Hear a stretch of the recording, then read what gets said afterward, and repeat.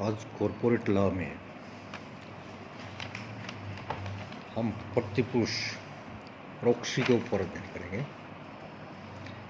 साधारणतः कंपनी के अधिकारी विभिन्न स्थानों पर दूर दूर फैले रहते हैं तथा उनके लिए यह संभव नहीं है कि वे अपनी कंपनी की सभाओं में सदैव व्यक्तिगत रूप से उपस्थित हों। अतः कंपनी अधिनियम में ऐसी व्यवस्था की गई है कि यदि कोई मूल अंशधारी किसी कारणवश स्वयं कंपनी की सभा में भाग नहीं ले पाता है तो वह अपनी जगह सभा में भाग लेने अथवा मतदान करने के लिए किसी अन्य व्यक्ति को नियुक्त कर सकता है। नियुक्ति किए गए इसी अन्य व्यक्ति को सामान्य रूप से प्रतिपुरुष या प्रॉक्सी की संज्ञा दी जाती है।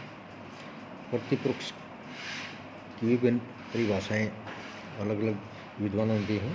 लियम बार के अनुसार प्रतिपुरुष से तात्पर्य एक ऐसे व्यक्ति है जिसे किसी सभा में अन्य व्यक्ति के लिए कार्य करने तथा मत देने का अधिकार होता है। यद्यपि साधारणतः इसका अर्थ एक ऐसे प्रलेख या इंस्ट्रूमेंट से लगाया जाता है जिसके द्वारा प्रतिपुरुष की नियुक्ति की जाती है।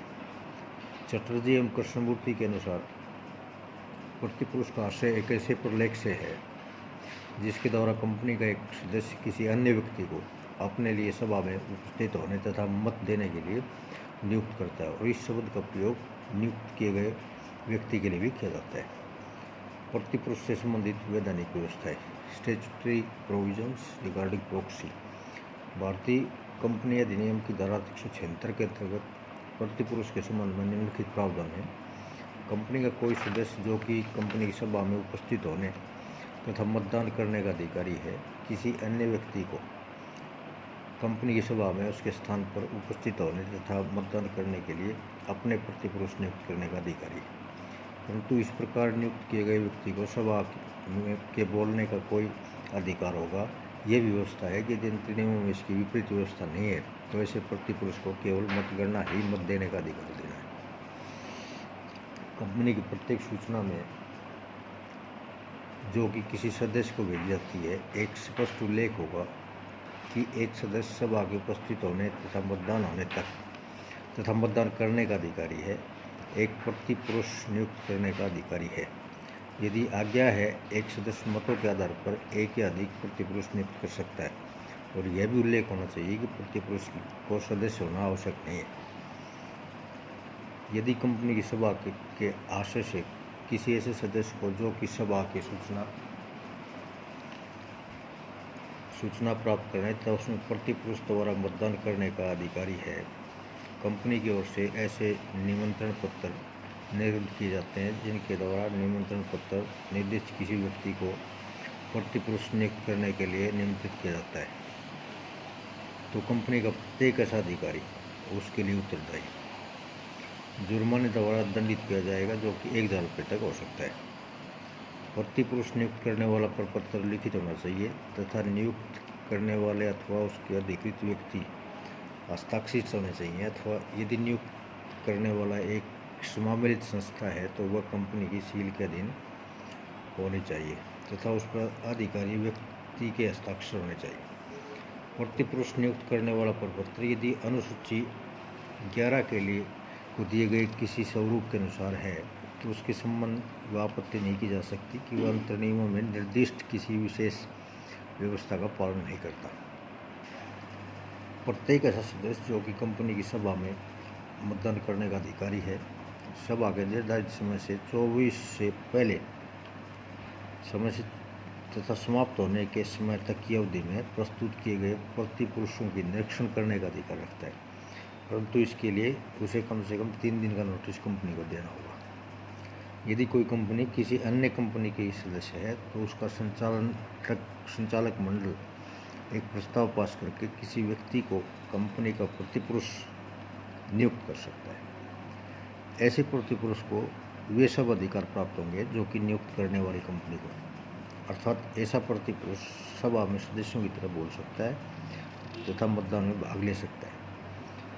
यदि राष्ट्रपति अथवा किसी राज्य का राज्यपाल कंपनी के सदस्य हैं तो वे कंपनी की सभा के लिए अपना प्रतिनिधि नियुक्त कर सकते हैं। इस प्रकार नियुक्त प्रतिनिधि कंपनी के सदस्य की तरह माना जाएगा तथा अन्य सदस्यों की तरह वह भी अपना प्रतिपुरुष नियुक्त कर सकता है। प्रतिपुरुष को मत देने का अधिकार उस समय तक प्राप्त है जब तक कि नियुक्तिकर्ता इसे स्पष्ट अथवा गर्भित रूप से निरस्त न कर दे।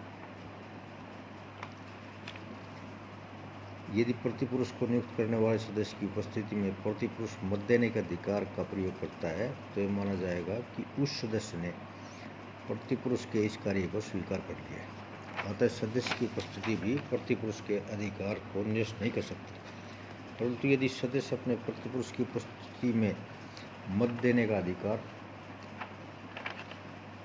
का प्रयोग स्वयं करता है तो प्रतिपुरुष का अधिकार नष्ट हो जाता है। सारणी ए के अनुसार प्रतिपुरुष द्वारा दिया हुआ मत वैध होता है, भले ही प्रतिपुरुष नियुक्त करने वाले सदस्य की मृत्यु हो गई हो या पागल हो गया हो या उससे प्रतिपुरुष वापस ले लिया हो, बशर्ते कंपनी को इस बात की सूचना प्रतिपुरुष द्वारा मत देने से पूर्व प्राप्त हुई है। प्रतिपुरुष के संबंध में सचिवीय कार्य सेक्रेटरियल ड्यूटीज रिगार्डिंग प्रॉक्सीज। जब कंपनी के कार्यालय में प्रतिपुरुष प्रलेख जमा हो जाते हैं तो सचिव का यह कर्तव्य होता है कि वो सावधानी से इनकी जांच करे। प्रतिपुरुष प्रलेखों की जांच करते समय उसे ये देखना चाहिए कि प्रत्येक प्रतिपुरुष प्रलेख निर्धारित समय के अंदर प्राप्त हुआ है, उस पर उचित मुद्रांक लगाकर हस्ताक्षर किए गए। सदस्य के हस्ताक्षर कंपनी में नमूने के रूप में कि दिए गए हस्ताक्षर से मिलते हैं तथा अन्य सभी बातें ठीक प्रकार से लिखी गई। जो प्रतिपुरुष प्रलेख अपूर्ण या दोषपूर्ण होते हैं सचिव उन्हें अध्यक्ष के सम्मुख प्रस्तुत करता है, क्योंकि ऐसे प्रतिपुरुष प्रलेखों का अधिकार अध्यक्ष को ही प्राप्त है। जो प्रतिपुरुष प्रलेख सही होते हैं सचिव उनका ब्यौरा प्रतिपुरुषों के नाम के वर्णनात्मक क्रम में दर्ज करेगा। जब बैठक में किसी सुझाव पर मतगणना ली जाती है तो इस सूची के आधार पर ही प्रतिपुरुषों को मताधिकार का प्रयोग करने दिया जाता है। Thank you.